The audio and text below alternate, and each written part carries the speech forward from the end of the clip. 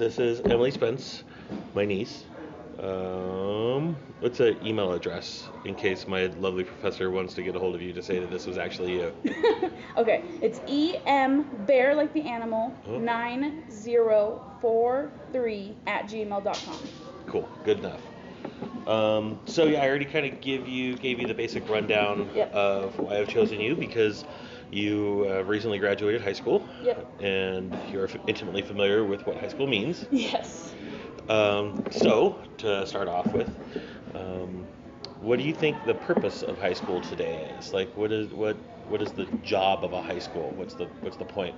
The point of a high school is to teach a person to help manage their time, learn how to study. It's really just a good tool to get people to college. Because college is much more extreme compared to high school in some situations. Some people might go into there not knowing how to, just study or even, how to do stuff. Sure. So high school is a tool to help kids prepare for college or the outside world in many situations. Huh. Very good. What's your opinion of the schools today, of the school system? Do you think they're working well? I think they're working well in a lot of places, like here in Carson, Reno, not necessarily. There's a lot of flaws with teachers and scheduling and, what we're learning with the Common Core and stuff. Thank you. You're welcome. You're my hero. You're welcome. Anything to guys right now? No, oh my god, it's perfect. Oh my god, it's perfect. Thank you. Who knows how to make a cappuccino? You mentioned Common Core. Like, what do you see is going on with Common Core? Well, I just know that in a lot of situations with how the school system works, it's not always the best for how students are. And so it's something that people need to look at and see and maybe fix in different ways to help the school systems. I don't know a whole lot about it. I just know that that is something that needs to be addressed, and that is something that's influencing our kids of today. Do you think there's a correlation between Common Core and college preparedness? That was the idea of Common Core, that there's like a standard across the board so that when kids hit college, they're prepared. Well, did you see that working at Carson? Kind of. There were a lot of kids that fell between the cracks even with Common Core. Yeah. And so it is in ways it's supposed to work. It does work, but it just doesn't work for every kid. There's a lot of kids that don't need that structure. They need something else. And teachers kind of just do what they have to do because, the people breathing down their neck saying what they have to do. That's a good observation. Yeah. And so it's hard because every kid's a little different. So Common Core doesn't work with every kid necessarily. That's very true. And so it's something that teachers should see individually in ways instead of just flat, this is what we're doing. So you mentioned that how you saw school was a good preparation, or the job was to prepare you for college, but do you think that schools prepare, as you see them, schools prepare kids for any path they may want? Not really, actually. Most teachers push, college this, college that. They don't say, you could go to this school. What is the school called? It's where you can learn to do other stuff. Like a vocational school? Yeah, they don't really show those options. Or like if you want to become a house painter, you don't have to go to school for that. But no teacher is showing you how to do that. Yeah. You'd have to find that on your own. And so they're really just pushing the college thing. Do you think college is for everyone? No, definitely not. Nope. Think college would have been for Jake? No. No. High school wasn't even for Jake. I love you.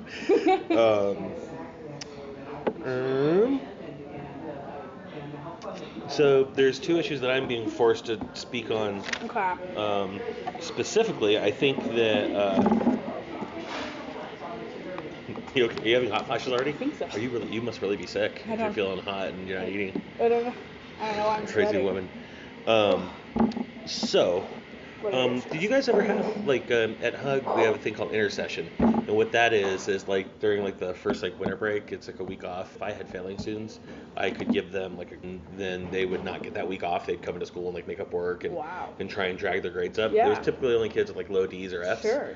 But do you think that something did you ever see anything like that at Carson? Where if you're failing, you'd have to come in on Saturday school or anything like that? Honestly, I was never in that position, so I don't know firsthand. But from friends I did see, no, if you were struggling, that was pretty much it. Kids were having a hard time. They were just having a hard time. Do you think that should be, do you think that's something that should be mandatory? Mandatory, I don't know, but an option for all schools, yes. Because there are some kids who have the potential and are just having a hard time and need that help for like, that week of school. There's some kids who don't even care, and so that wouldn't really help them. Yeah, they just be pigeonholing them. So mandatory, I don't know, but an option for sure. So what kind of financial position do you think Carson was in? What do you mean? Do you think they're The school system is. Carson? Do you think it was a well-off school? I mean, do you think it was a wealthy school comparatively? I don't know about wealthy. I just think they put their money in the wrong places. And I've talked to kids, especially my last year, when we had the fences being put up. Like, everyone thought that was the most ridiculous thing. Yeah. Safety, of course, is 100% necessary. Sure. But in Carson, we don't really need that strict. I mean, those could have gone to new books. They could have gone to, different programs. I mean, I know I was part of speech and debate, and we were lacking funding like crazy. Sure. And so they had money to help the school, but I think they're just putting them in the wrong places. I gotcha.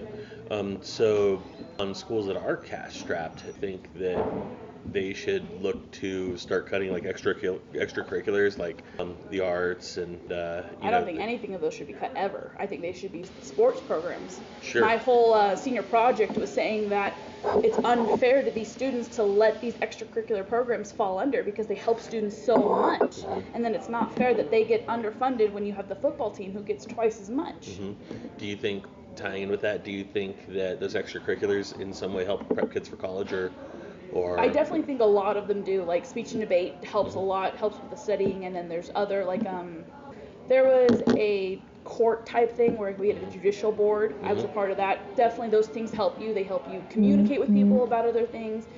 But then there's other programs that necessarily don't help, but help do it at college, but they help the student develop in their own way. Perfect. Absolutely. Develop as a whole person. Yeah. And kind of make them into a kind of a more rounded individual. Yeah, and so if we cut altogether. those programs, as people can't find who they are, they're forced to go through the system that's not for them. Sure.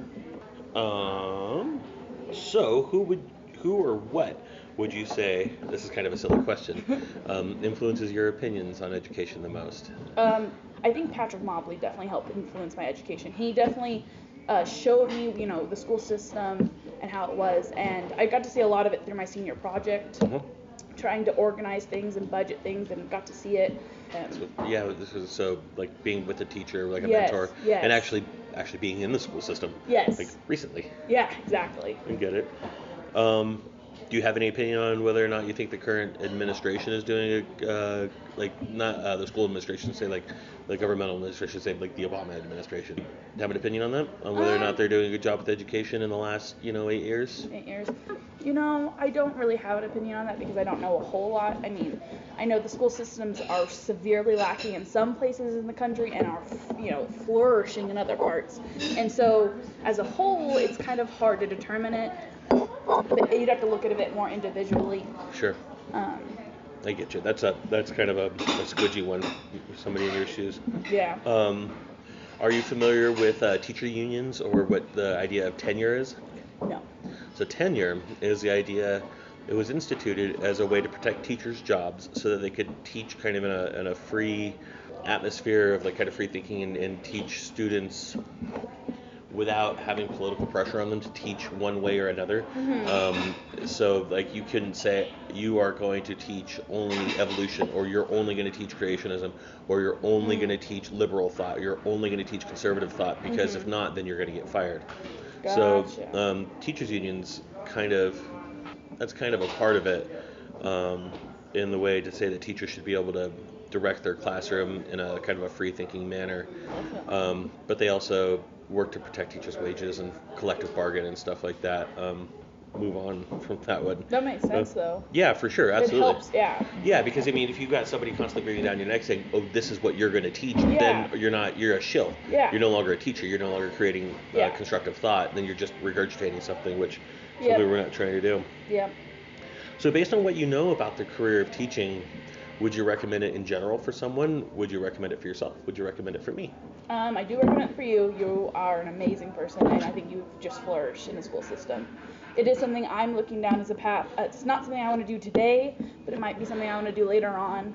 And it's not for everyone, though. I do not suggest it for everyone. It's someone who has to have the passion and the drive for it. Yeah. Because you're not going to only hurt yourself by going into something you don't want, but you're going to hurt all the kids on the way if you end up going through it. Did you ever have any teachers you thought that, man, you're like, damn, dude, what are you doing? Yes. Oh, yeah. What made them that way, do you think? I had a teacher, I won't mention her name, Carson High, though, and it was a math teacher, and she just went through, her teaching process was just not cutting it for me and the majority of the class. She would teach, and then she would belittle people, telling them that they were retarded, they were fraction handicapped. Shut up. I swear, they would tell us that. Oh my God. She would say that. Oh my God. She is just a mean teacher. Yeah. Yeah. So she wasn't in there for a love of children. No. Why do you think she was a teacher? I think it was a passion for her at one point. I could see that she'd been doing it for a while. I just think the years had worn on her, and she was just trying something new. And everyone hated her for it. I love you. The years had worn on her. That's pretty astute. But she's the only teacher that ever stuck out as being my opinion. So, do you see teaching as a career that's financially rewarding? At the current stage, not necessarily. I think I've written so many papers on saying that teachers should get paid more in high school. With the benefits, it's really nice, healthcare and all that. So it does help, but teachers are definitely underfunded. Sure. And they should be paid more for what they're doing. Do you think teachers, as a whole, they're personally rewarded by their work? People who go there as a passion don't care about the money. I definitely think it's more rewarding to themselves than the money the would be nice. Yeah. But, yeah. Yeah. You don't become a high school history teacher because you think you're gonna get rich off of it. Yeah. You do it as a passion. Yeah. It's true. Even though the 3 months I've been doing it up in Reno, I fucking love it. Yeah. It's so much fun. You should see me bouncing around up there and stuff. It's just. I've seen a couple of your Facebook posts. I'm in my zone, dude. Yeah, it's cool. Yeah. I'm in my element. It's awesome. Oh yeah. God, you know what the starting wage in Carson County is? 30? Or starting 25? It's up. Well, I'm talking about with a master's degree. Oh. It's upwards of 36 30, now. yeah. So I know because James is looking at it for pay, in some counties in California, they can get up to 80. Yeah. Yeah. Yeah. Yeah. Like you go down to Clark County, first year teaching in Vegas. It varies anywhere from, say, Carson County with a master's, which would all be starting out. Yeah. Is 36,000, something like that. In Clark County, it's anywhere between 54 and 50. I'm like, damn, dude, that's a reasonable wage, just about, Yep. But, if you had to give a piece of advice to someone who wanted to be an excellent teacher, I would suggest finding those students that you can tell are going to succeed in life and help them succeed, and find those students that are lacking in passion and help bring them forward. Because I've seen so many kids who just, have that desire but are just lacking in some places and would need the guidance from someone like a teacher to help bring them into who they really are. That's the end of my questions. All right. See, that's pretty easy. All's well? Cheers.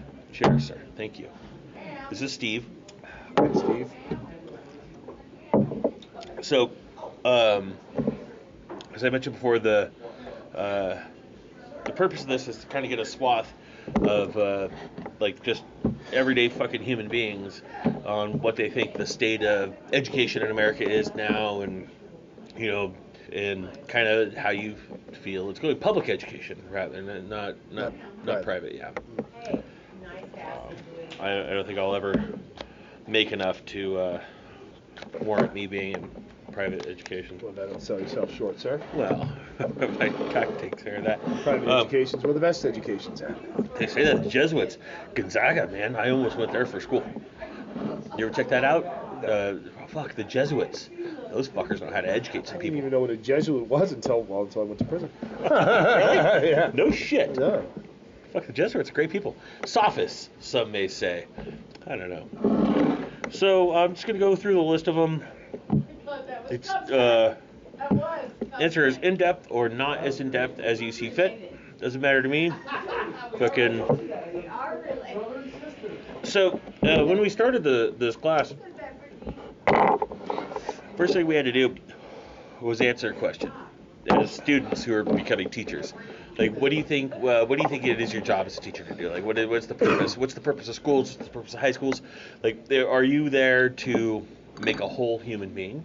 Are you there to create a good citizen? Are you there to guide someone along the path to global competency and compete on a global market? Is it your job to create a fulfilled human being who feels that they can capture their dreams? What is it your job to do? And out of the class, like 20 of us, we came up with a fuck ton of different answers. But for this, I would ask you, what do you think the purpose of a high school today is? What's the point? What does a high school do? What's their job?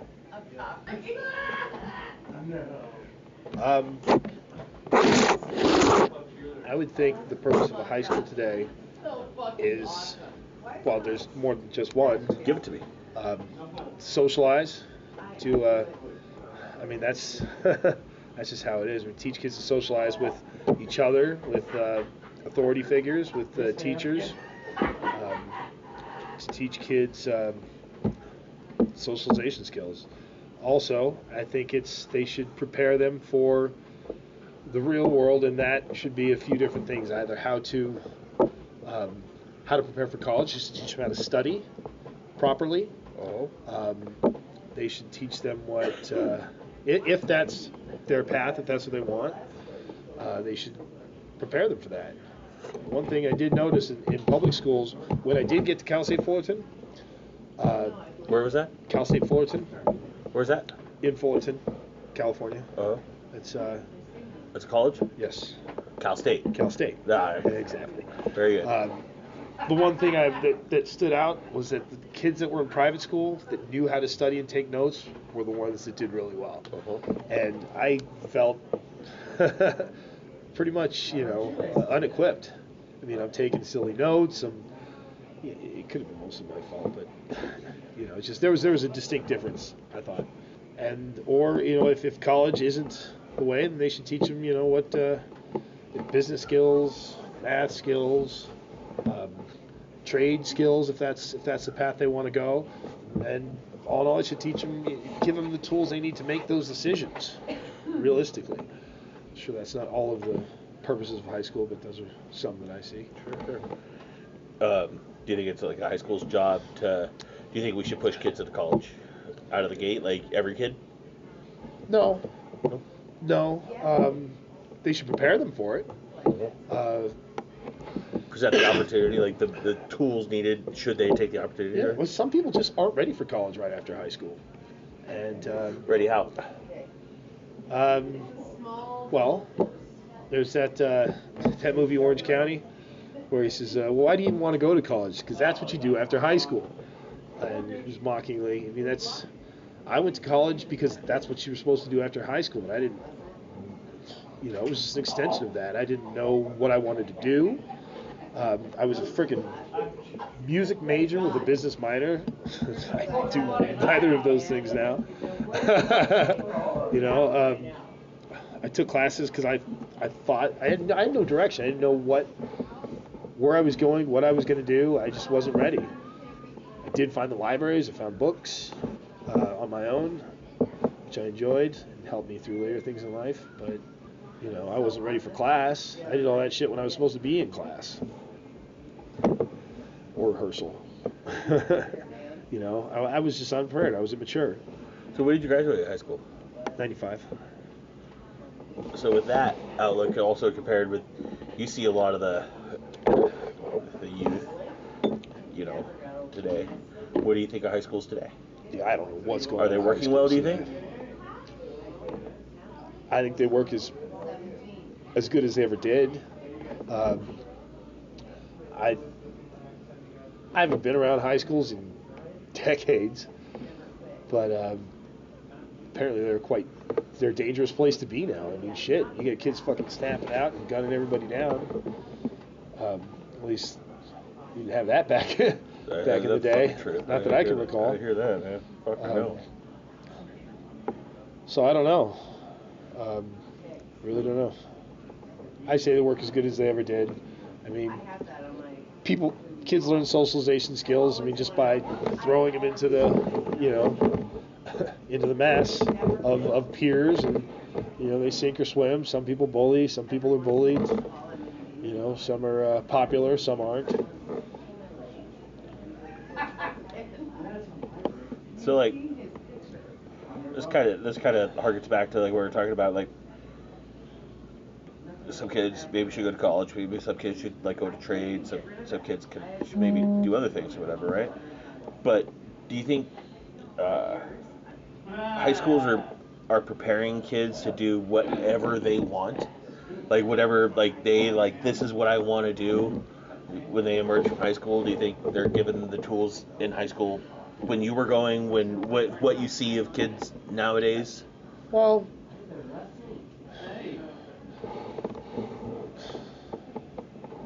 I mean, can I say a question again? Do you think high schools are preparing students to do what they want to do when they leave high school? To pursue any path that they want? No. I think they try to push kids into college, and which is good. You should support and urge kids to go to college, but I think some are doing good jobs preparing them for, equipping them with the tools they'll need to be successful in college. I think some are and some aren't. What if a kid doesn't want to go to college? What if he doesn't want to go? Yeah. Or what if a kid feels that... Well, they should have adequate interviewing skills, job skills, and he should have a good understanding of the real world, credit, and how to build credit, how to establish a successful, how to develop a life outside of high school and outside of his on his own, his or her own. Sure. The next couple ones are kind of off the wall a little bit, but they pertain specifically kind of what I'm looking into. So at Hug, after the first month and a half of school or something, we had a fall break, and it was kids get a week off of school. Now, if I had students that were failing in my class or whatever, I had the option of giving them a stack of work and shit to build their grades up, and other teachers did too. It was called intercession. If they chose to, they could show up to school, and us teachers would be there on our week off, and we would kind of help them boost their grades up a little bit and stuff like that. When we were going to school, remember kids who had Saturday school and stuff like that? Remember, you cut so many classes, you had to show up on a Saturday or something like that. But there's kind of a thought going around that it may or may not benefit students to force them to do stuff like that, to show up on times off. So say a student is failing a class or failing multiple classes. Do you think that kid should be mandated by the school district, the government, whatever, to show up on, say, Saturday school during the breaks, during stuff like that, in an attempt to bring themselves up? I think they should be forced to, rather than given the option, or in some cases not even given the option. And we're not, Well, assuming that the Saturday school is going to give them more one-on-one time with their teachers, and that's the idea. and the curriculum, Yeah. then yeah, absolutely, it should be part of the discipline process. Should be forced to. I was a really good kid in Saturday school once, and I just remember picking up trash all around the high school. It was more of a work detail than sure. As a matter of fact, I think it was called Saturday work detail. I did that too, dude. I did that and too. That benefits nobody. Man, I had to pick up trash. I had to work on the lunch line during classes. I had to go to the library and file books and stuff like that. It helps the janitor. It doesn't. Yeah, but say it's curricularly guided, Then yeah. Because one-on-one time is probably what they need. Sure. And then the teacher can get a better idea of what exactly is going on. Why is this kid failing? Sure. If it's a home situation, that gets them out of the house, back into school. If it's, you'll give the teacher some one-on-one time with the student. Absolutely. As well. something that you might kind of have something interesting to say about. So you're aware that as schools get more and more cash-strapped, like individual schools and districts, what they start cutting, first of all, are like the extracurriculars and the stuff like that, right? Music, arts, dance. Yeah, exactly that. Now, some people say that that's not needed for like a rigorous education. You don't need that. Absolutely, you need that. So my question is when schools face a budget crunch, when they're cash strapped, often those are the first things on the chopping block. Is that right? Well, I mean, I don't think so. But how do you answer that? I mean, it depends on the school, depends on the other programs, depends on the cash situation. I mean, I know the question. I know it's kind of a shitty question. What I think it essentially boils down to, I think what the nuts of the question is like, is there value? Like, is there like actual like value in these extracurriculars? Like, as like what do they contribute? well, there absolutely is value. They contribute a lot of things. Mm-hmm. They nurture the artistic. Well, I'm speaking specifically from my experience with band music. I mean, it gave me a place to be. It gave me things to do. Mm-hmm. It helped nurture artistic senses within myself. I mean, it was absolutely important. It was the times that I really remembered. I don't even remember who my freaking. Yes, sir. I couldn't tell you. Well, they're absolutely yes, they have value. So that goes back to that first question. What's the purpose? Immense value. What's the purpose of a high school education, right? Is it to develop a whole human being, or is it to like give them the 3 R's? Is it to make them a good citizen? Is it to make them like a critical thinker? Is it to and I'm of the take that the extracurriculars make people better critical thinkers. I think the liberal arts shit that these kids get, like teaching them to think outside the box, thinking musically, teaching them to think like creatively. That's the word. I believe that has immense fucking value. Sure. Like I think you can read a political science book all day long, or you could go involve yourself in an art class, and both ways you're going to learn kind of how to see outside the paradigm that's given to you. You know what I mean? Yeah. And I think that's incredibly valuable. And same. I'm sorry, I didn't mean to interrupt. No, I know I'm probably breaking the rules of this interview by throwing my opinion on this, but hey, we're having whiskey and fuck it. That said, I see where you're coming from. Like, there's huge value in these extracurriculars that aren't quantified by being able to do algebra or being able to know that the mitochondria is the powerhouse of the cell, Or I think that was wrong. I don't. RNA. I don't know. Where was I? What I was gonna say, I don't remember a single goddamn thing I learned in calculus, and I probably didn't do okay. I passed it. I think probably with a C. But I remember, I remember the things that I learned in sports and music. Those things I carried with me throughout my life, and still to this day fall back on some of the principles I learned. Sure. So yeah, what are the purpose of schools, of high schools? I would say more to create a whole individual, a fulfilled individual. Yeah. To create a good citizen. That's just 1984. That's some George Orwell bullshit. You would be surprised. You would be surprised. Well, I know. Who makes the laws which dictates what we teach in school? Right. What do they have got to gain by us raising little patriotic, like, citizen bots? But, I mean, that's... a good citizen isn't necessarily a whole person. They just follow the rules, and somebody that can be considered a good citizen can be some of the shittiest people, just because they stop at every stoplight, and I mean, citizens participates in the democracy, like effectively participates. Even freaking worse. Like people. No, I mean, no. I hear where you're coming from.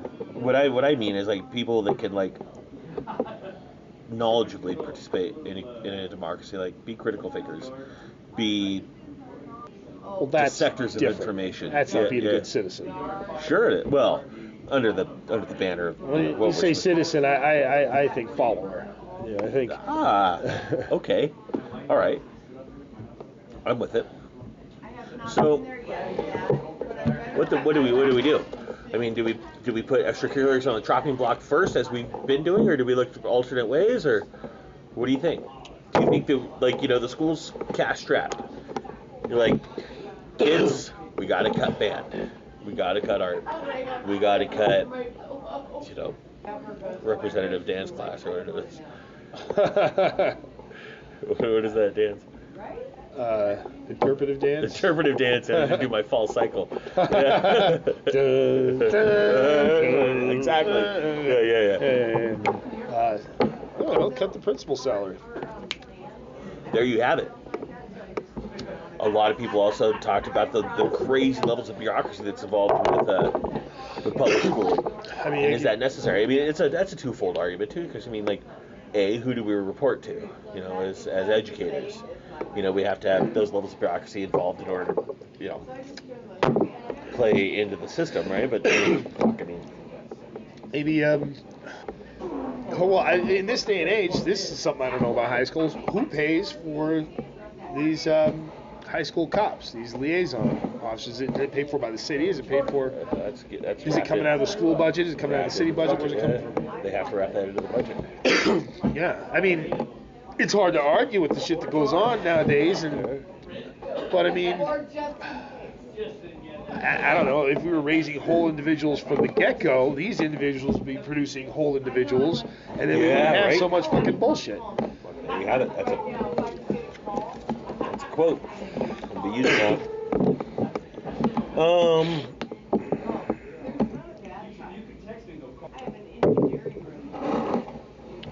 Who or what has had the greatest influence on your views of education?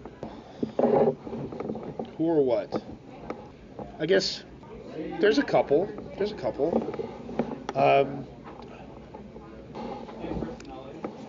There was the high school counselor that I had a disappointing experience with. He sort of jaded me. I told you this story. I'm just going to go into it now. I don't know. I've had some really great teachers. God, I think back. There was a woman, Jackie Dion, who was a really, really. She was really strict. And I remember she was a third grade teacher. Kids were terrified of, being in her class, and she used to keep this old bar of Lifebuoy. She threatened to wash your mouth out with soap if you ever, cuss. I had never seen it happen, but I mean, she was one of the kindest people. I mean, she played hard, but she was one of the kindest people, and really, I mean, this probably wouldn't even be allowed in schools nowadays. She's Jewish, and shared with us her culture. We made latkes, we spun dreidels, and not all the time, it was an everyday thing, but it was like, I remember one special day, it was like, hey, this is my culture, this is what, and not to impose it upon any, young impressionable mind, but just to share it, and I remember that day, and I really appreciated that. And she still follows me on Facebook and likes, Third grade teacher. Yeah. That's I cool. think she was a great educator. So she's kind of colored the way that you look at education to this day. Well, there are others. Give me the other side of that. There was I had this English teacher, Mr. Morris, that was his name. And he was just the books that we read then, I've read over and over again since then on my own. Really enjoyed them, got a lot out of them. In his class, it was absolute tedious torture. The questions he asked, there was little room for interpretation. It was, this is the answer, this is the question, this is the answer, this is what you should have gotten out of this text. If you didn't get that, you're going to get a lower grade. I mean, he was a real dick. And I remember the one time I had to do summer school was because I brought some papers. Now, I had written less than what than what I was supposed to. It was a review of Les Miserables. You didn't even get to watch the movie or nothing? No, I maybe, I don't know what the hell it was. Well, now this kind of goes, and I think probably at the time I was a little occupied with my extracurriculars, the ever so valuable sports and music, and Sure. my English grade was suffering, and I remember coming in, and I had grabbed stuff out of my folder and stapled a couple blank pages to my thing on accident. Just grabbed stuff out, stapled it, and handed it. He said that because I stapled those blank pages, that I was cheating, and my grade for that paper did not count. I was like, cheating? There's nothing on them. I mean, what do you think? If it was Bias plagiarism. Oh yeah. If this word count you're looking for, there's no words on there. You know, I think it was he needed 5 pages or something. I'd stapled 7 together, whatever it was. And I had to do it. He failed me the course, sir. The first and only F I've ever gotten in high school. Yeah, that sucked. I didn't like that guy. So it sounds like teachers have colored your views on education as a thing. Well, I mean, who else is going to do that? You mentioned a counselor. Right. That was just more of a wake-up call to the whole reality of things. If you want to do something and you want to be successful, you don't rely on some freaking, you know what I mean? Well, what? Well, the situation was that I really wanted to go to USC, be in the band there. And so I don't think I really realized at the time that I needed to apply to the school and to the School of Music. So, and I let him know my plans. This is what I'm going to do. I got, the information for the audition through them. I practiced. I went to the audition. I passed the audition. I got a letter of acceptance from the USC School of Music. And then they said, well, that's really great, but if you wanted to get into the school, you had to have a paper turned in last week with essays and things like that. It's like, I didn't know that. That was kind of your job, dude. Yeah. But, I mean, the reality of that situation was that, hey, kid, well, yeah, fuck yeah, it deflated me. I mean, it didn't deflate me, but, I mean, well, it just changed things for me. I ended up going to Cal State Fullerton, which I wasn't ready for the college thing anyways. Went to Cal State Fullerton, got into fraternity, started smoking a bunch of pot, going to the parks, going to the libraries, not going to class. It would have cost me a lot more to do that shit up at USC, but maybe things would have been different. Maybe. This one, answer as you see fit, or deflect, or fucking whatever.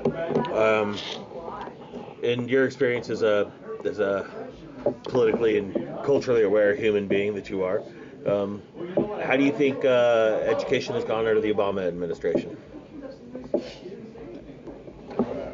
Yeah. Don't know. That's a hard, silly question. Teachers unions. Fair enough. Teaching as a profession, as like a career, would you recommend it in general? Yeah, for me. For you, Benjamin? Yeah. Absolutely. And also in general. I mean, I think like personal satisfaction, financial. Well, I have a vague idea of what teachers make on a public school level.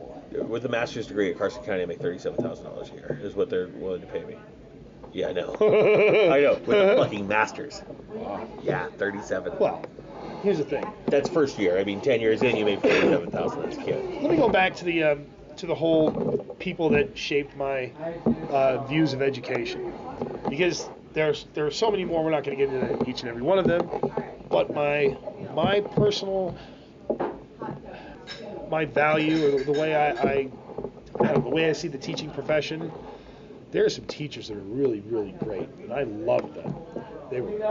They helped me learn outside of their course. They helped me learn about life. They helped me learn about myself. They were there to be supportive, nurturing, strict, whatever it was. They did their job well. We need teachers. We absolutely need teachers. I think that it would be. I think that you're perfect for it, because you can reach maybe that kid that's failing, or the kid that has no interest. You have a way, sir. and It's called the back of my hand. yeah. It's called the old Spence silver tongue, sir. That's it. No, fuck. But no, they're hugely important. Hugely important. Teachers. Somebody who's paid to, mark grades down or present in data. Yeah. Not so much. And there's plenty of those out there. Sure. Teachers, sir. You can never have enough. It's funny. We bandy about the term pedagogy all the time. The art of instructing. I never really understood what the word pedagogy meant. And I think it was this teacher who I'm doing this class for. Okay, what does that word mean?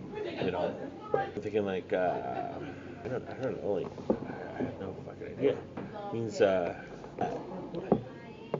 from Latin. Head? Of the Foot? Yeah.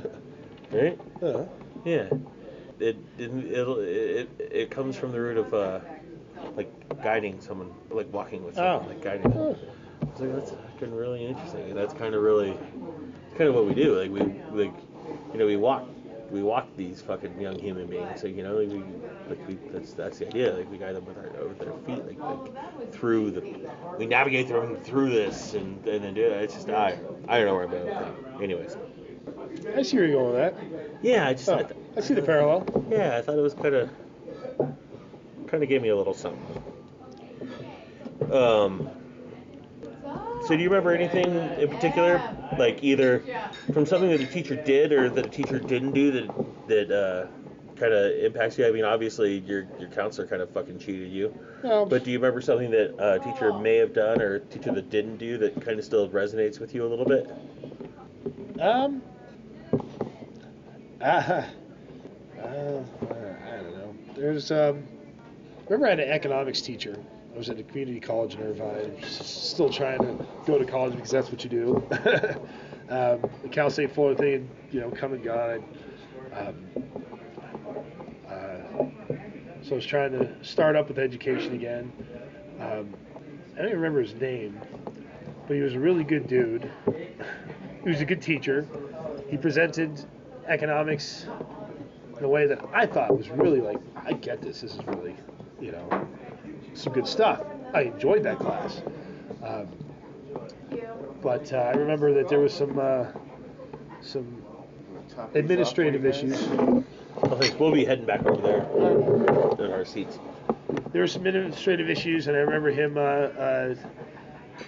leaving, taking a sabbatical. I was like, this is bullshit. I remember going through and hunting this guy down. I was like, I wanted to take his course next semester. This is bullshit. And I didn't get his contact information from somewhere, and I finally got a hold of him. I was like, hey, man, look, I know this a little bit, but what's going on, man? Why'd you leave? And so he said, he didn't go into it. He said, I don't want to say too much about it. He says, but I'm on sabbatical. I was like, what the fuck is that? He's like, well, look it up. And so I did, and I don't know why it was, I don't know why I bring that story up, but it might pertain to the whole what's an educator's worth. The teachers versus administration kind of thing. But they kind of chased out a really good educator, in my opinion. And I don't know why that action means something to me. Connected with the teacher? Did, very much. Yeah. It means the world to him, that? Well, and there are other things. And I think that that's it. That's it. The teachers that have meant something to me, that I've felt have left me with something or guided me in some way, I connected with. Yeah, I get that. I see that in my own experience. Last, and certainly least, what's the best advice? What is your best advice to me about becoming a good teacher? Keep doing it, man. Don't get discouraged. I know you've gone through some, with your experiences, the hug high you've had. You've been emotionally involved, and there have been times where you were tried. But you're going to be great. really, really great at anything you do. And this, I think you feel, and I feel, is your calling, at least for now. At the moment, yeah. Yeah, so you're gonna be fine. You know I love you.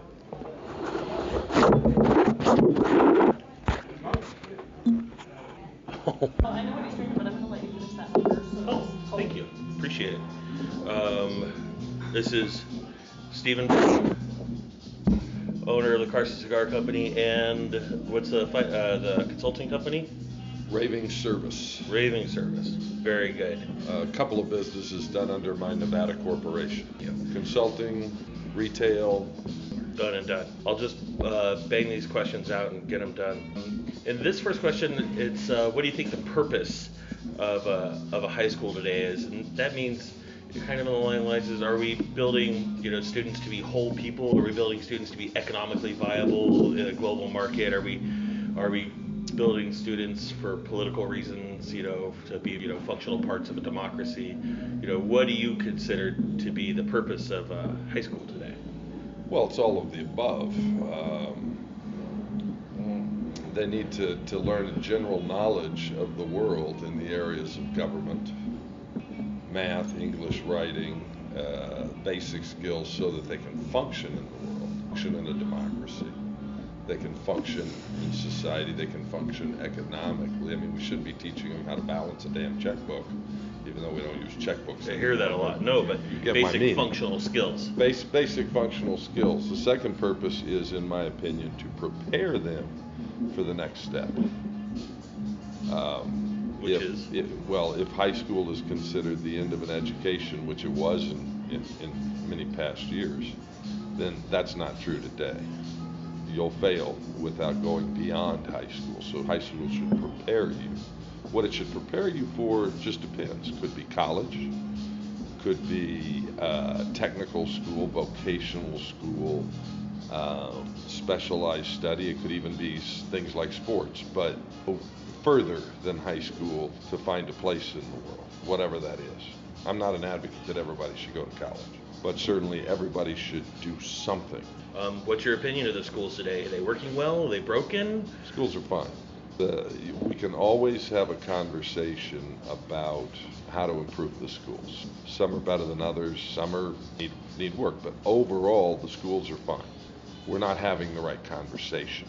We're talking about our schools when what we should be talking about is the fact that society has lost the ability to instill in its members a love of learning. That's the issue, not school. Right. I agree. Not school. That's the issue. I sent my daughter through public school, elementary, middle, high school, college, graduate school, all in public schools. And she is now a rocket scientist working for NASA, working on the next generation free-floating robot that's going to go to the space station. So don't tell me there's anything wrong with our schools when someone can go through an entire public school education and be one of the up-and-coming new stars at NASA. It's our ability to instill in people a love of learning. Do you think every school in every district could produce that same kind of? Do I think the school is responsible for creating that love of learning in its students? No, they only play a small part. They can kill it. They can kill the desire to learn by being bad, but they can only add to the passion to learn. That comes from home. That comes from upbringing. That comes from other areas. For sure. I see that a lot. If you take someone to school and they don't want to learn, I don't care how good you are. The next question is kind of ambiguous. It dovetails into that. Do you think that the schools prepare students for any path they want to take? And any is a strong word. The schools have the ability to prepare someone for a path. It's up to that person to utilize what the school offers in order to go to that path, be it art, photography, writing, communication skills, math, love of science, sports, whatever. Any of those paths are available in school, but the person's got to want to find something. Sure. Oh, good. It is still recording. Good. Right. Well, speaking of that, talking about being able to pursue them for sports, music, art, stuff like that, do you think that cash-strapped schools, when they're tapped for cash, do you think they need to find a way to support extracurriculars, or do you think those should be on the block? Absolutely not. That's probably the biggest problem with the school system, I'd say today, is when they get strapped for cash and resources, they can't offer the paths that they should be offering. Yeah. Certainly the basics, reading, writing, arithmetic, that sort of thing, but dropping sports like they did at Western Nevada College, big mistake. How many kids went through that program? Oh, I know. And ended up in four-year colleges, ended up playing Division VIII ball, ended up with educations that'll get them a career anywhere. Damn right. That was opportunity. Yeah, that was a shame. I was there when that happened. This one doesn't really dovetail in, but I'm forced to ask it. Do you think students who are failing should be forced to attend like mandatory Saturday school? For example, at Hug, where I was teaching, students that were failing, the whole school had a week off for a break, but the students that were failing had the opportunity to come in and do makeup work, private tutoring with teachers and stuff like that. Do you think that should be a mandatory thing, or do you think that those breaks should be left? No. Saturdays should be left alone? No, the key word is opportunity. If someone is failing, giving them more of what they're failing at is about as stupid an option as you can do. Hey, you're failing at this, so let's make you do it more. The key is to find out why they're failing and correct that.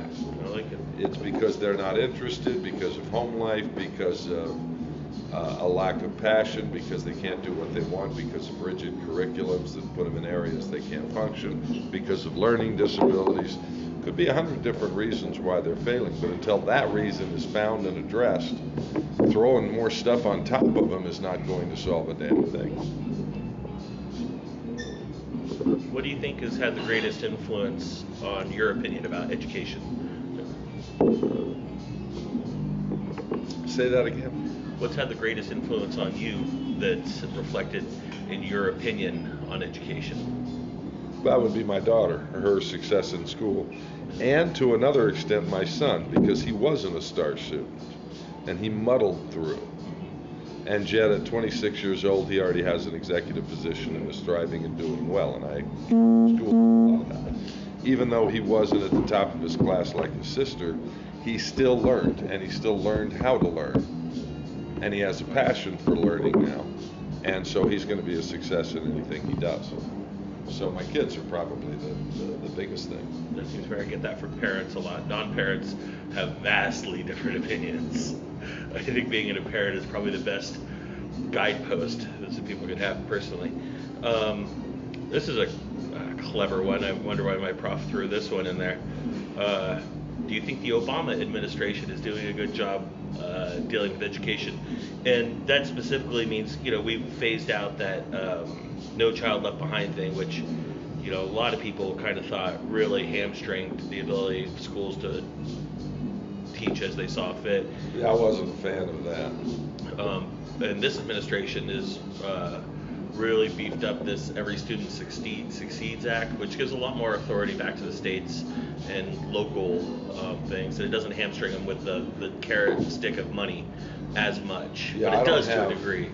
I don't have enough information about Obama's policies on education to really comment intelligently about that, except to say that I do believe that other than defining certain core standards that achieve across the country a basic level of competency that we talked about before, other than that, education should be a local and states' rights issue. And if that's what his policies have pointed towards, then I think they're good ones. This isn't a thing, but are you familiar with what Common Core how that's been rolled out at all? I'm familiar with Common Core a little bit. I'm also familiar with the idea that it was developed by teachers. And I have no problem with it. As a matter of fact, without knowing enough about it to really speak intelligently about it, I would say right now I support it strongly. There has to be a baseline. Now, I have no problem with taking someone out of that baseline because that's their failure. Saying, you know what, this kid just doesn't fit over there. They're wonderful in areas of pictorial thinking and art and photography, and so what if they can't do a quadratic equation? Let's take them out of the program and let them function on their own. I think we need that. But in general, for the mass of students, they need a set of common standards. Yeah, I see it. What do you think about teachers' unions? Well, I don't like unions in general. Sometimes they're a necessary evil. I don't like unregulated business either, because that's what led to unions, was the abuse. But unions, in my opinion, have just become the other side of the coin. They're interested in collecting dues and maintaining their power in their bank account, just like politicians. So I don't have a lot of. You mean public service unions? Yeah, because I think they're the same thing. If you are a member of an organization, your first responsibility does not lie with yourself. It lies with the people the organizations serve. I don't believe unions have that as their first Well, that's philosophy. this isn't in the questions, but teachers' tenure was created as a way to remove teachers from kind of the political arena, allow teachers to espouse ideas that are unpopular, and allow the free exchange of thoughts and ideas. That's great. Everything has a good side. Everything has a bad side. It also allows teachers to get tenures and sit back and cruise and not care about anything. That's true. That's true. I mean, both sides of the coin. No system is perfect. Yeah. The reality is tenure isn't necessarily union, but yeah, I don't believe in zero tolerance rules, because the world is not that consistent and generic, and I don't believe in tenured individuals, because circumstances change. I think I think some type of system that recognizes someone's longevity, track record, accomplishments, and so forth is important. But tenure, just hey, do this, you'll get tenure, and then you're bulletproof. Nobody in life should be bulletproof. We should all be held accountable for our actions. Sure. I mean, in the private sector, I'm the businessman interview, right? Yeah. Do I have tenure? Well, no. Are my businesses guaranteed to survive regardless? Not at all. Can I just sit back and say, well, I got mine? No. They'll go down the tube, and all the people who work for me will not have a living anymore. That's fair. Since you know me, I can ask this question. Do you recommend teaching as a career for me? Yes. I have talked to you a couple of times about it and what you do in your classes, and I absolutely recommend it. I never saw you as a lawyer. Never saw you as a lawyer. I see you as a businessman. I see you as in the hospitality industry. You have a servant's heart, but that plays over into teaching as well. Sure. So absolutely. You recall any specific moment? What's that? I probably don't see you being a teacher. If you were to spend 30 years in teaching, I would see you doing a lot of different things: administration, curriculum development, research, et cetera, et cetera. Yeah. But you got to start on the ground floor. I'm on floors, pitch cards, and call dice before I went into management casinos and got to own one. You know, I see people going straight for administration credentials and stuff like that, and it baffles me. How can you possibly? You got to get in the heat of the classroom. You know, that was a decision I had to make, because they offered me, you know, like, if you want to just keep after this master's, go straight for a doctorate and just straight jump on like a school board or something like that. I'm like, fuck that. I want to learn how to teach kids and know what's going on before I start making those decisions. I don't want to. Exactly. Anyways, that's exactly. You recall any moments from your schooling at all that still impact you today? Oh, like yeah, something absolutely. That, like, give me a moment that stuck with you. Good, bad, indifferent. Well, I guess indifferent ones stick with you. Well. Or even a concept. There were several moments, several mentors. All of a sudden you're asking to pick out one, so I've got to walk down memory lane and think about it a second. But probably when I got accepted into the writing program at the University of Colorado, I was one of the first students accepted into the program. And the professor who sponsored me, who I admired greatly, and for him to step forward and say, I'm going to sponsor you into it, meant a lot. It was an accomplishment, an achievement, and it got me hooked on wanting that kind of achievement and Being and supported recognition. by someone you admired. By someone I admired, and that followed through into my business career. And I had mentors in my business career that I did the same thing with them that I'd done with those early educators. In the few short months I've been teaching, I noticed that too. Like, if I believe in a kid, and the kid already is kind of looking up to me, and I go out of my way to support them, that works wonders. You know, I mean, that just their whole world, their whole lookout changes. Last but not least, it's the best advice you could give somebody to tell them the best advice you could give to make them an excellent teacher. Passion. Yeah. That's it. People are told to follow their dreams, follow their passion. Millions of people will go through life and never have a dream or a passion of their own. Let's face it, not everybody's born to a path of being the greatest at this or the greatest at that. Yeah. The key is not to follow your passion so much as to find the passion in anything you do. If you wash dishes, because that's what you need to do to make a living, then how do you find a way to be passionate about it when you're doing it? Because if you can find that key, you will be happy and fulfilled.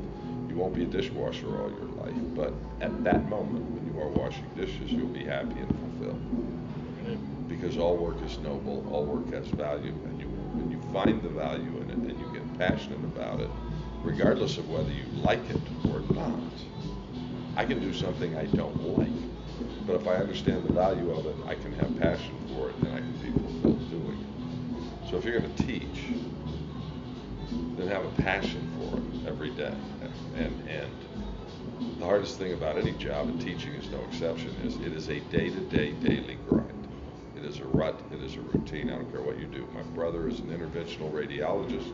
He sticks catheters up people's veins into their brains. He's bored out of his mind. He's been doing it for 30 years. Okay? It's routine. To avoid that numbness and that burnout, there's only one way to do it. Find new passion every day you go in. The people that do that are happy and fulfilled. And many of them don't even like what they do. But it doesn't matter. So that would be my advice. If you're not passionate about it, if you're not passionate about the people in front of you, then don't do it. Cool. Thanks. Kids will read that in. Fuck, I know. Oh my God. They'll see that in you in a flat second. They're wicked perceptive. I'll include his email address in it if that's okay. Sometimes the professors want to make sure that I actually interviewed a real person. Yeah. And like I was telling you, this was. Is it okay to give him the rabbit fox one? Nobody's gonna probably fucking contact you, but you know. Yeah, it's that's just, fine. Yeah, the professor's cool as shit. She's pretty cool.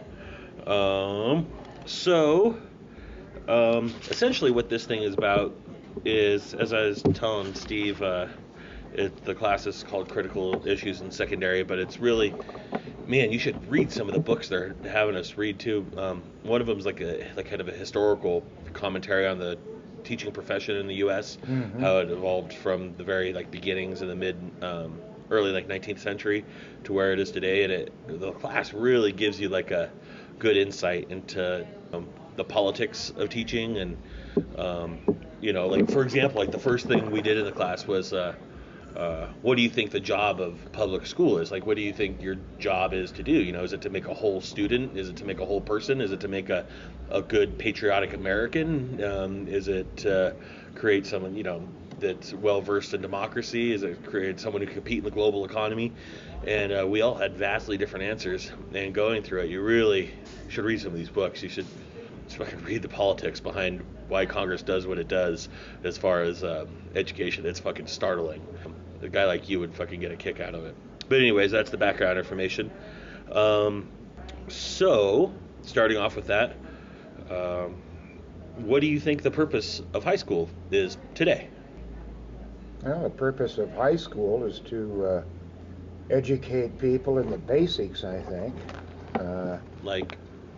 Math, history, science, health, to make an all-around citizen, a well-educated, well-rounded citizen, and to begin to teach students how to reason and think on their own.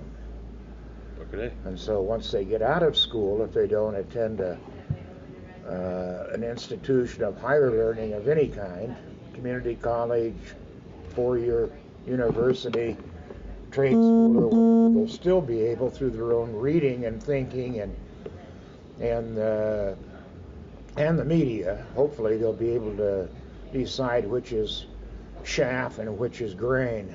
Sure. And, what's true and what's not. And, that was my answer too. When they asked me that at the very beginning. I should throw you one of those books or something to read in your fucking downtime. It's interesting, the different viewpoints that are on that. So, what's your opinion on the school system at the moment? Well, I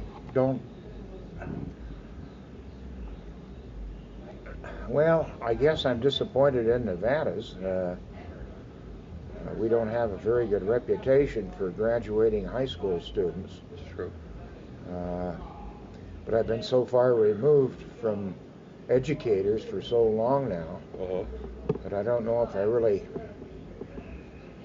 could express an intelligent, well-informed opinion on it. When and where did you go to high school? I went to high school in the Los Angeles basin. I went to 3 different high schools: Whittier High School, California High School, and Sierra High School. Mm-hmm. When was that? I graduated at age 17 in 1961.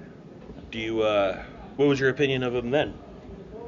Oh, I wasn't much of a lush at the fountain of knowledge when I was a high school student, but it did interest me, some topics especially, and particularly science. Mm-hmm. And later on, I believe that was one of the reasons why I self-educated quite a bit in areas of science. Mm-hmm. Plus, I had both my mother and fathers were teachers. My father quit that many, many years, when I was still a youngster. I went to work as a chemist for Archer Daniels Midland. My mother remained a teacher throughout her entire career, as well as my uncle and aunt, my closest aunt and uncle. What did they teach? They taught in the Los Angeles Unified School District. What do you think? This isn't on the questions. What do you think your mom specifically? Do you think she was satisfied with her job? In the. Yes, she was pretty happy with her job, and she got some awards in it as being a very good teacher. Now, my aunt and uncle, I'm sure, were good. My aunt was a librarian, actually. She had a master's degree at University of Illinois in library science, which kind of puzzles me. But so having, been from my closest relatives, or at least mother and father, closest aunt and uncle, being educators, there's a lot of stuff I couldn't get away with. Sure. But they were all dedicated people. Now, I know my aunt and uncle, right before they retired, they were pretty fed up, not with teachers. They were happy with their fellow teachers, but with the administration. Even back then? Yep. And I guess they retired, let's see, it would have been mid-'80s. Seems about right. Do you think that schools are adequately preparing students, the question is worded, to pursue any path they want? No. Maybe high schools are, but I think there should be more trade schools. Body and fender, plumbing, carpentry, masons, that kind of thing. So electricians. You're not of the opinion that it's high school's job to push everyone towards collegiate path? No, I don't. There's some people that just aren't cut out for that, I don't think, but they're still very valuable in other areas. Sure. So, when you were in school, was there ever such a thing as like Saturday school or shit like that for kids who weren't keeping their grades up and stuff like that? Do you remember that being a thing? Oh, yeah. If you cut school, then you had to make up twice the hours you cut. Yeah? And if they enforced that to the T, I'd still be in high school. Sure, me too. But, Are you recording this? Yeah. Oh, okay. just for me, my prof. Yeah. Because I have to go through it and listen to it and tap responses out that are relevant to the research I'm doing. Anyways, where I was teaching at Hug the past couple of months, there was a thing called intercession, and that was the kids all got a week off in the pretty close to the beginning of the year, and kids that were already failing, we would offer them the chance to come in on the week off and make up work and have private tutoring and stuff like that, and so we offered that, but it wasn't enforced. And when you went to school, at least at the school you went to, you say it was. Do you think it should be enforced? Do you think it should be mandatory? Your kids are messing up and not keeping their grades up. Should they have to come in kind of on their own time and make it up? I mean, should it be compulsory? Let me think on that. I think any kid under the age of 16 should be attending school. Mm-hmm. Actually, I think they should attend until they're, out of high school. Mm-hmm. But in some circumstances, maybe that's not practical. So maybe attend until you're 16, for sure. Another thing I'd like to see is I'd like to see study halls, whether it's the library or any other facility, whether it's the cafeteria that's converted to being able where kids could go until midnight maybe and study during work days, because some kids can't go home and study. That's very true. I saw their home life is so disruptive that they're at a distinct disadvantage if they had that opportunity to go into, a controlled environment, a good environment where they had lighting and paper and pencils or whatever, computers, whatever else is necessary these days. Yeah. It might improve the academic situation and give them a better start. I saw that a lot with my kids at Hug, man. Like a lot of these kids have shit home lives. Yeah, and you can't go home to a bunch of turmoil. And, it's a nice way of putting it. Yeah. It's a very politically correct way of putting it, what actually is going on there. But kind of to the basis of the question, do you think a program like what I was telling you about, that intercession for the kids that were failing, and we gave them the option of showing up on that week off, do you think it should be mandatory that kids who are failing should have to show up on that week off and try and bring their grades up? Barring if they don't have something else to do, like with their family or like work or like work or something like that. Yeah, I guess maybe I do. If they're failing and they're, get your tail end in here and get it done. Yeah. Are the kids that are failing, is that because of family life, a lot of them? Can be. Sometimes well, you don't really know. Yeah, you don't really know until you get in closer with them, And sometimes the counselors are a resource because they've got information that we as teachers don't have. Sometimes, and I saw this happen with me a lot, sometimes shit's going on with the kids at home and the counselors are unaware until the teacher's the first line of defense, you know what I mean? Yeah. Because we see them every day in the classroom and we can tell, and then if that's something I can talk with the student with or a little bit, if it's relatively benign-ish, like not in a violent or abusive situation, we can work with them. But I mean, if they're in danger at their house, then we have to refer that to counselors, and sometimes we have to go up beyond that. To law enforcement. Yeah. Actually, as a mandated reporter in the state of Nevada, if I learn or suspect with reasonable suspicion that a kid is going to go home to a violent situation or an abusive situation, like I don't call the counselor or the administration first. I call the appropriate agencies first and file a report then, and then I backtrack and let the higher ups at the school what I did, because we have to go to. Man, that sounds dangerous. You're fucking not kidding. Yeah. Yeah, it's a really, really fine line. We have a whole class on that, and it's all there's no cut and dry answer to that. We take tests. We're like, okay, this is the situation Timmy is in. What do you do?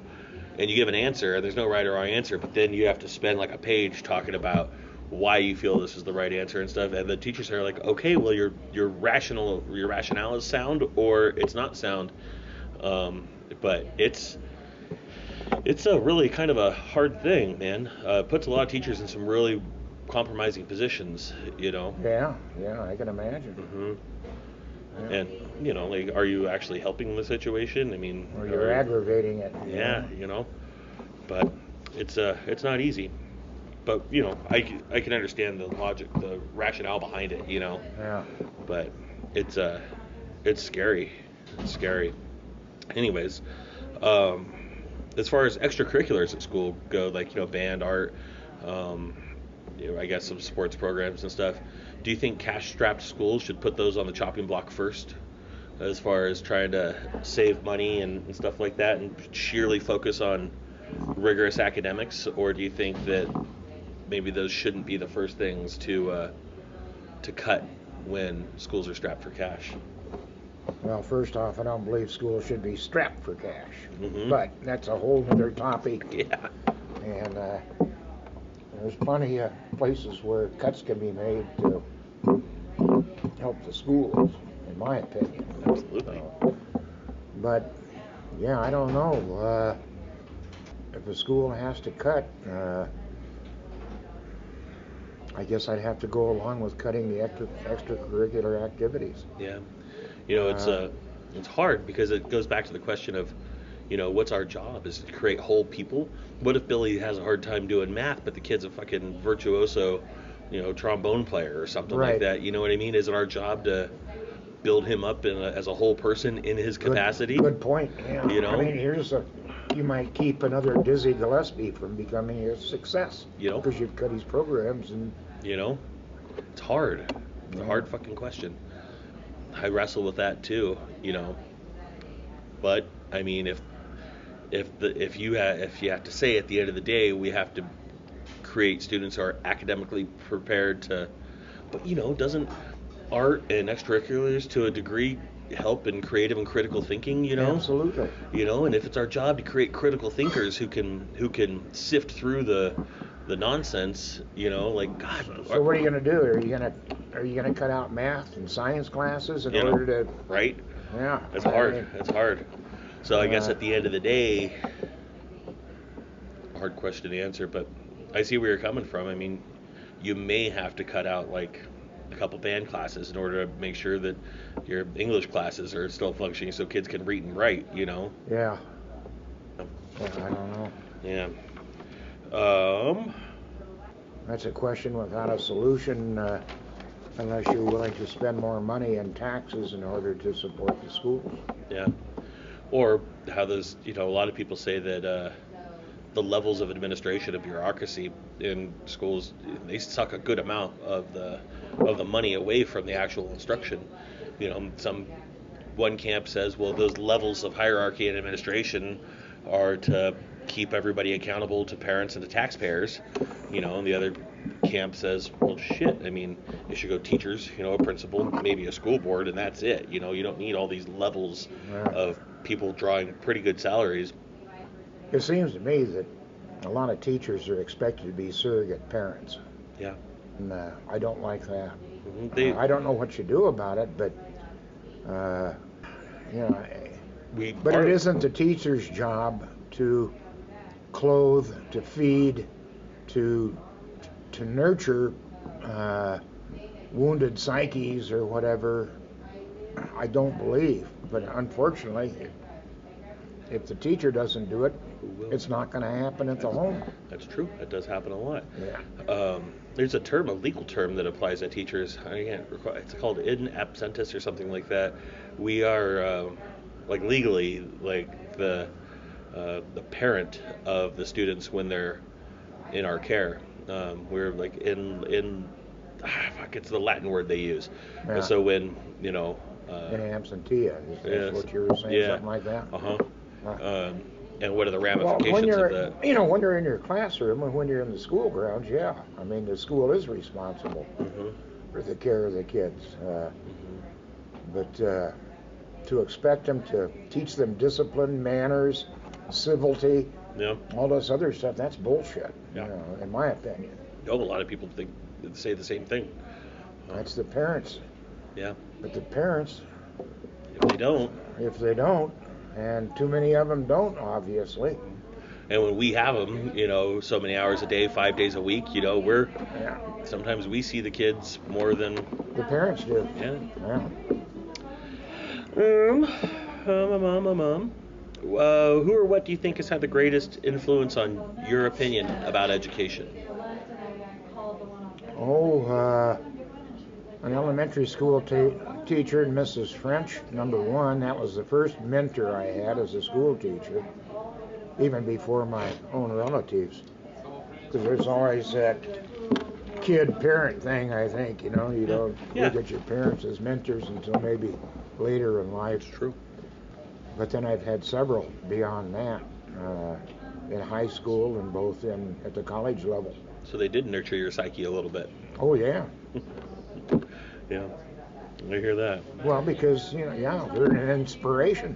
Yeah. You know, a lot of them weren't, but a few were, and those few were valuable in my history, my background. Yeah. Do you think the Obama administration has done a good job handling education? As far as I know, yes. Why do you think so? Well, I think there's more emphasis put on by the Obama administration than there has been by previous administrations in education. Mm-hmm. It's true. What do you think about teachers' unions? Are you talking tenure, or are you talking... Go ahead with both. I don't like tenure so much. Yeah? I view teachers as just as I was, a civil servant. Mm-hmm. And well, and I didn't have, you know, other civil servants don't have tenure. You continuously screw up, you're gone. Sure. And I don't know. I know my mother was in favor of it. My dad was kind of in the middle. Mm-hmm. So I don't know. And teachers' unions, I guess I have the same feeling about that. I just don't know. Sometimes unions can be a bit overbearing. Yeah, I'd have to think on that one. There's a lot of talk, for example, right now in California, that teachers' unions, police unions, firemen's unions, they're the ones that have broken the state, you know, as far as the budget. Mm-hmm. But demanding excessive wages or whatever. Now, I don't believe that's true at all. Especially, well, it might be with the firemen and the policemen and some others, but not with teachers, because I look at the salaries, and I think they're underpaid. You know what, with a master's degree, what Carson County starts me out at? $37,000. With a master's. See, I think that's just... With a master's degree. Yeah, with a master's. I think that's just embarrassing. Mm-hmm. And they wonder why they have a hard time attracting the most highest qualified people that, you know, really want to put in the work to do it. I mean, all they're attracting are the people who really just fucking want to, you know, like... which doesn't necessarily equate to the best and the brightest. You know, you can have a lot of passion without having a lot of talent, or talent's the wrong word to use. Skill. Yeah, you know. Whatever. Yeah.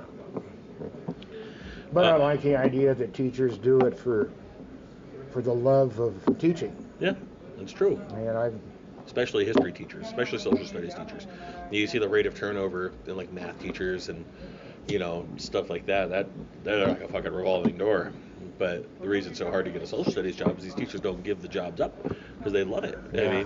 I mean, because we love history, we love social studies, we love geography, we love, you know. Yeah, geography is what made me a lot better in history. We've talked about this before. Goddamn right. When I went to work for the Forest Service, when I was just turned 18, I started doing a lot of map work because the Forest Service does a lot of map work, and I was fascinated, and I started, you know, learning a lot about geography. Mm-hmm. And after I learned a lot about geography, history came so much easier. Oh, fuck, you can spatially kind of figure shit out. Sure. We had a class on that last night in my How to Teach Social Studies class, essentially. And we're really making a push to make, you know, geography a thing again. You know, because, you know, we were talking about different reasons for it, but, you know, I brought up, if, you know, you're hearing about, Syrian refugees or you know, the plight, you know, or something like that. It makes it harder to connect those thoughts to actual human beings if you don't even have a understanding of where it might be on a map at all. You know, like it not only does it give you an understanding, like a objective understanding of where shit is and, you know, how movements of people and stuff exist, but it also gives you a personal kind of understanding to it, because you know, this place exists here and it allows you to think about people as people when you know where they live as a thing, and we consider Californians people because we know exactly where California is, and we can understand that and wrap our heads around that, so we're interested in the plight of Californians. It's for example, but if you want to talk about the plight of a Syrian fucking refugee, people don't even have a clue where that is or what that is or anything to do with that, so it doesn't register in your head as these being actual human beings, and so there's a new push coming for actual geography to rear its ugly head back up again, and well, I hope it does, because I think a lot of people don't. It doesn't matter anymore. Where things are, it's all one big globe. I was reading one of the ancient Roman historians, like Herodotus or Suetonius, and he said 1,500 years ago that geography is the natural cousin of history, and you can't have one without the other. I thought that was pretty cool. And they knew this. In ages of antiquity, they understood that if you're going to understand history, you have to know geography. I like that. Yeah. I have a well-educated friend. Well, I haven't seen her for years now because she divorced from Fred, but she went to a very elite girls' school in Mexico City, and she still believes that there's 7 seas and 5 continents. And I go, what? There's 7 continents, and God, I don't know how many seas. Yeah. Because it's from the old, when the whole known world or the written world that by the West or the Mideast or whatever was centered right around the Mediterranean and the Red Sea and the Black Sea and all that. Absolutely. Well, that's the way of it. As an aside, me and Jamie are trying to figure out a way to go down to Mexico for at least a few months and up to a year. I want to go live down there, and I really want to teach in Mexico for maybe a year if I can. Well, how can you do that? There's a visa that allows it. Are they asking for teachers? It's not a terribly hard thing to do for a U.S. citizen with a bachelor's degree, much less a master's degree in education, to go down there. You have to speak fluent Spanish, no? You take if I wanted to teach English, for example, you don't have to speak fucking lick. I mean, you have to have a rudimentary understanding, but you learn how to teach English as a second language. And there's like a crash course you can take. It takes a month, and you get a little certification. They'll snap you right up. Okay. I really. Where are you looking to go in Mexico? Down around? We can go anywhere, man. I wouldn't mind going to Baja. Be close enough to the kids. But down in Merida in the Yucatan, there's a bunch of places there looking for folks. Oaxaca, Mexico City, and all around, really. I'd stay out of Mexico City. That's probably just too much, man. But I wouldn't mind going to BCS or Yucatan. God, we've been talking about this for a while now. Just trying to figure out it'd be harder for her to work. As a sociologist? Yeah, a social worker, yeah. But for somebody like me, it'd be easier. Yeah. God, we almost bought a fucking camper, like an RV last week. We're looking at them. We're like, fuck, we could live out of this thing for 6 months and, teach, and like, damn, we really, really want to do it. Anyways, I'll talk with you more about that later. Yeah, that sounds interesting. You should get on board. I don't have a degree. Well, you wouldn't have to work. Oh, yeah, I don't. Yeah, I don't work for anything. That's right. You could. That's my T-shirt. You could fish. Yeah, work is for people who don't fish. That's right. Yeah. Slackers. Would you recommend someone in general? Would you recommend teaching as a career? And knowing me, would you recommend it for me? Yes, both. Teaching's a very honorable profession, I think. It's right up there. So. Do you see it as personally and or financially rewarding from your view? Personally, financially, absolutely not. No. Yeah. But I will say I think it is personally rewarding as well. Yeah, I hope it is. I think inspirational teachers and good teachers do find it rewarding in that they pass on that enthusiasm to their students. Yeah. What name? Do you remember anything you remember a bad teacher? Yeah. What made him a bad teacher to you? Yeah, lose his temper. Yeah? Just lose it and start screaming. Really? Veins down his forehead No. and his neck and just screaming, yeah. When was it? Fifth grade. No shit. To fifth graders? Yeah. Oh. Yeah, he was kind of scary. I don't think I'd fly anymore. Yeah. Yeah. Bad teachers. Okay, that's one. That's the first one that I can remember. I'm sure I had one or two in high school. They don't register right now. I had a bad one in college. Yeah. Yeah, the guy was, in my opinion, about a religious wacko. And, there's so many souls waiting out there in the heavens, and they need bodies to inhabit, you know. Brought this into the classroom? Yeah. Oh, fuck. Yeah, this is the University of Montana. Oh, boy. What? What am I listening to here? Holy shit. I wonder if he made it. I don't know. He had been transferred from Whittier College. That's why it sticks in my mind, because that's where I grew up. Uh-huh. And Whittier College was a Quaker college originally. And I don't know if that came from that, you know, sect or whatever, but he had left there and gone to the University of Montana, and when he brought that into the classroom, I was looking around and rolling my eyes. You know. For sure. I wasn't the only one. What do you think it was about Mrs. French and then the other teacher you mentioned that made them good? Just her enthusiasm and her encouragement, and both those, enthusiasm and encouragement. True. So I guess to end up, what's your best advice to becoming an excellent teacher? Love your work and realize you can't, you know, what you can do, you can't reach all the students. If you can get, you know, just 1 out of 20, Sure. then you're a success. If you can help just one person. Well, shit. That's it. That's it? Yep. Thank you very much.